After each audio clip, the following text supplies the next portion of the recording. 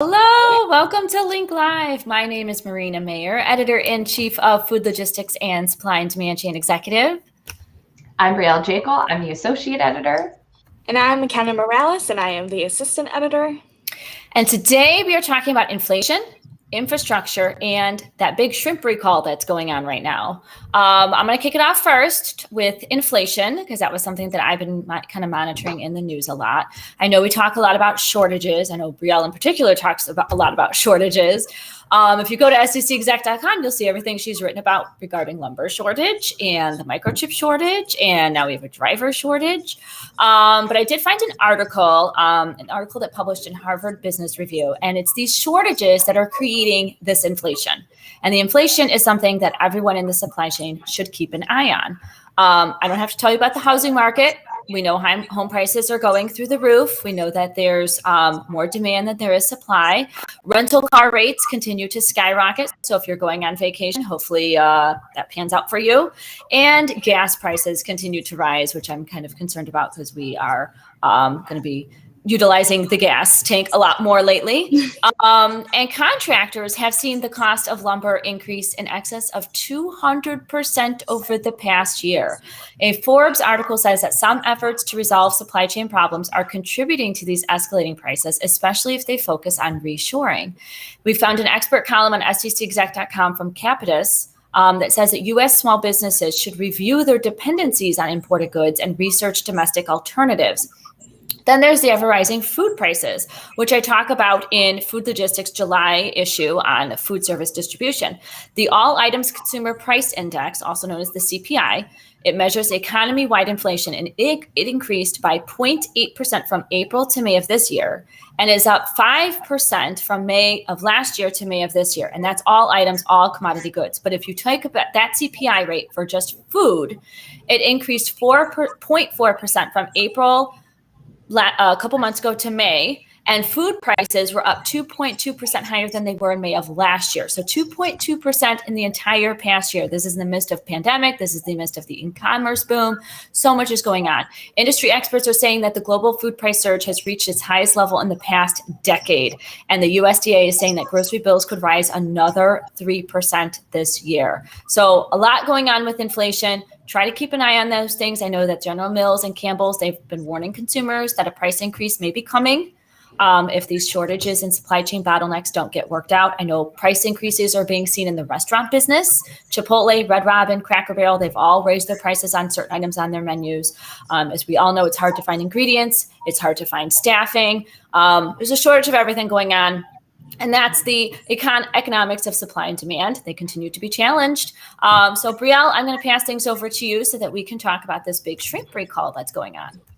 Right. So in addition to shortages, we now have to worry about getting sick from our food as well. There's obviously, a lot happens with food. People are actively ingesting this. So obviously, in the billions of food that we have out in the world, sometimes this is going to happen once in a while. But right now we have the Avanti Frozen Foods issuing a recall on frozen shrimp now that people are getting sick. Major retailers like Whole Foods and Meijer are dealing with it as well. They're having to let their customers know that there's a recall. So it's frozen, cooked, peeled, and deveined shrimp. And then also there's some cocktail sauce involved as well. And a lot of people were getting sick. They're seeing abdominal pain, vomiting, nausea, fever, and diarrhea. And so this is obviously a problem throughout the supply chain because we have to figure out isolating the incident, determining what all the food is contaminated and what exactly the cause is. And from there on out, isolate the issue and prevent this from happening again. Obviously, our food recalls are extremely important, or an extremely important thing to focus on in the industry because we have to do it in a safe manner and a fast manner to keep people from getting sick. That's all I have. So don't eat the shrimp. Stay away from shrimp for a while. Mackenna, I'm going to toss things over to you because I know this morning that you had a blog that posted live on infrastructure. So I'm going to toss things over to you. Yeah, so if you watched last week, I wasn't here. I was actually on vacation. I took a road trip from Madison, Wisconsin, all the way to Dallas, Texas. So I drove through the entire country. And when you drive through the entire country, you see how bad the roads are. There were so many detours and potholes and rickety bridges and unfinished bridges. And the country just desperately needs an infrastructure bill, and that President Joe Biden actually reached a bipartisan agreement just the other day on the potential infrastructure bill that he is planning on writing too. But I found out while I was writing my blog that I'm so sorry if you can hear my dog barking. Someone just came home. I'm in a different room. She's going nuts. I was wondering who that was. Sounds like a bird. It's just Plum the pillow. No, it's Plum, the real Plum. Yes, the real Plum. She hears someone and she's pissed. Let her hear her roar. But the American Road and Transportation Builders Association reported that over 220,000 U.S. bridges need to be repaired or replaced. And when you think about it, that is 1/3 of the total bridges in the United States. And at the current pace that we are going at in order to repair the bridges, it will take upwards of 40 years. And the states that have the worst bridge conditions are Iowa, Oklahoma, Illinois, Pennsylvania, Missouri, and Louisiana. And I drove through the Midwest, so I can confirm, yes, they need to be fixed. But then I'm so sorry, I just lost what I was about to say.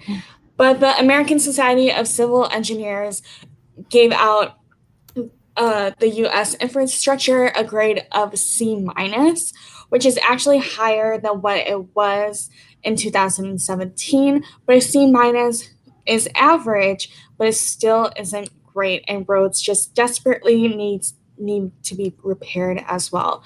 So I'm looking forward to see what this bipartisan agreement from the White House is going to be like, because it's going to cost about $2 trillion over 8 years in order to fix all the bridges and roadways as well. But that is all I have too.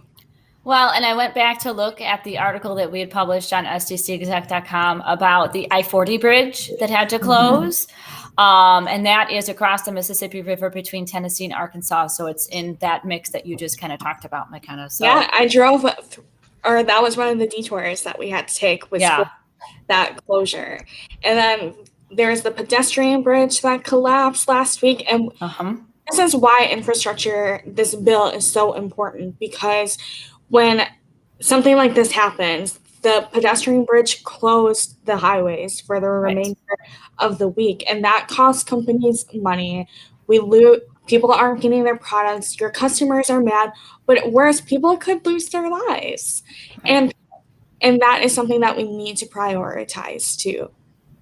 Well, we talk about supply chain disruptions a lot, and this infrastructure bill will hopefully, if it gets approved and can carry through, will help eliminate some of those bottlenecks, because that's why they continue to happen, because we have to close roads and bridges because they're a mess, and these trucks are having to find detours, and it may take longer, and people aren't getting their shipments in time, and it's a whole convoluted mess. So hopefully we can get that paired away. Thank you, ladies, for your time today. That's a wrap.